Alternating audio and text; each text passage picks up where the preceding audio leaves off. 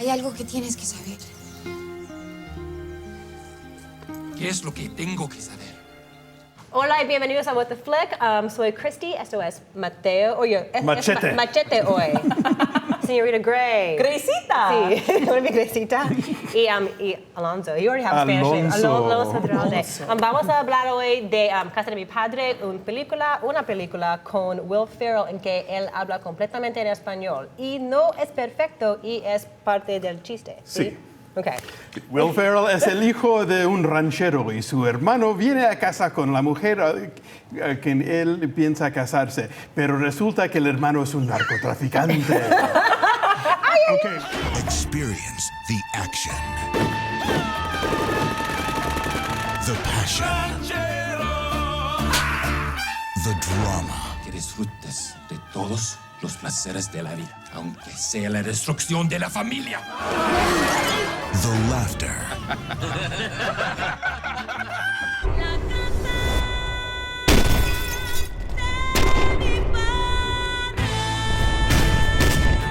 Casa de mi Padre in color. The joke is that this is meant to be what? A very loving parody of telenovelas and spaghetti westerns, and it has really obvious continuity errors and cheap sets. shitty production values. Yeah. Is it funny?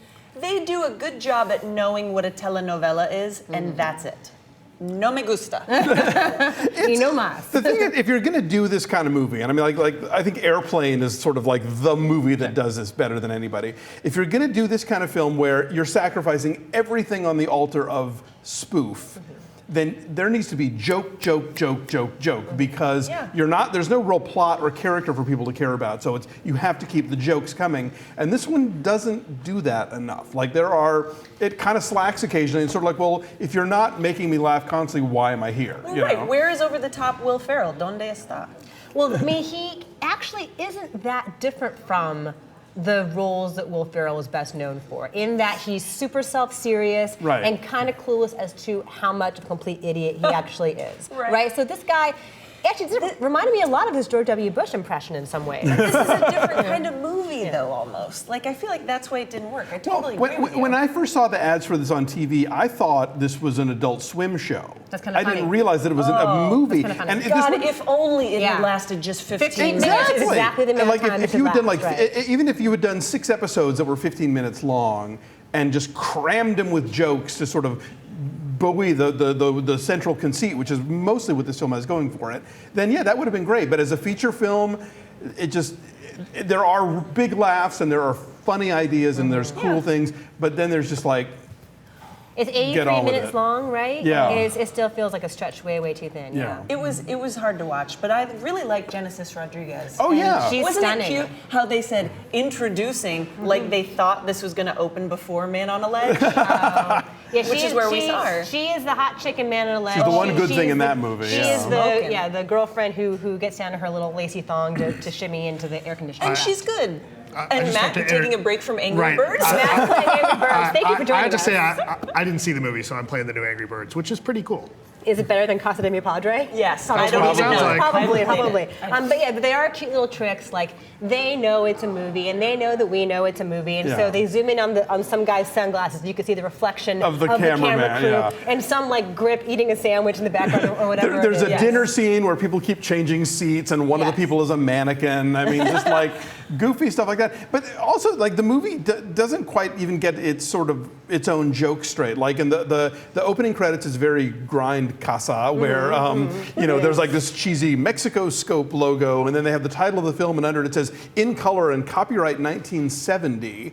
But then the first scene of the movie has like these modern SUVs come in. It's like, wait, well, what happened to the 1970 joke? And then clearly it's meant to be sort of like Scarface era, because the Gael Garcia Bernal character definitely dresses like Al Pacino and Scarface. Right. And, like, has the chicks in the bikinis walking around the pool, and he has like the phone by the pool when everyone's doing coke all the time. So it's all a mess. I mean, again, intentionally anachronistic though, and that, I guess, is part of the joke. He's trying so hard. Like, I never felt so sorry for Gael Garcia Bernal in my life. Like, he's like lighting 2 cigarettes out of desperation for a laugh, and the movie is so thin that it made me start to notice stuff like could we start casting Diego Luna as anything but a Drug drug dealer? Like, he's so good and he's done so little that's outside of that. Right. It's like, come on, America, are you that dumb that you can't see he's a good But actor? it was great to see the two of Diego Luna and Gael Garcia Bernal together again. Because they're a fun duo. But like, what a sad-ass reunion Yeah. that is. Also, I have to say, I do give Will Ferrell a ton of credit because he totally commits to this and absolutely Yes. goes for it, and it is entirely in Spanish for him.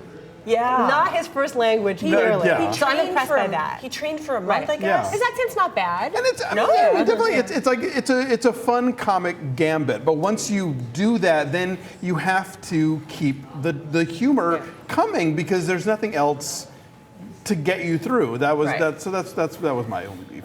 But I did laugh a lot. But I think it would But not probably. enough.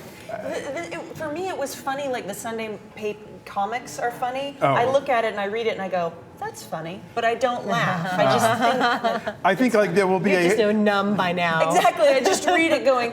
I think So it's just a lot of me like with a bagel. Like, you could do a 7-minute highlight reel of this, I think, on YouTube, and it would be great. Or on Right. Funny or Die, which is Will Ferrell's thing. which is where the directors came from. Okay, well, And see the that. former SNL guys. But it should have been an SNL skit. Right. Yes. It would have been a fine little nugget of comedy. It would have Or been fun. even, like I said, like an Adult Swim series, like some quick, short bits, several of them, and then done, Yeah. and walk away. Let's do numbers, please. I gave it a 5.3 because there was I gave it a No. 4.5. Yeah, you do. That's your number.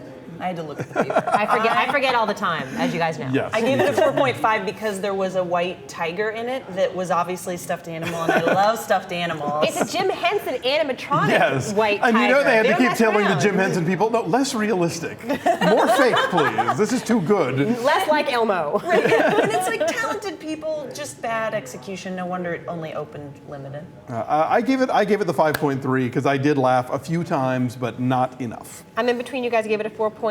That is a 4.9 average from us. Can you please be helpful for like 2 seconds and let us know where it is in the tomato world? Pájaros, angry. 42. Pájaros enojados. Furiosos. Sí. It's like 42. 42%. So anyway, maybe Finger you'll on laugh. the pulse. Muchas gracias a Dios. Ciao.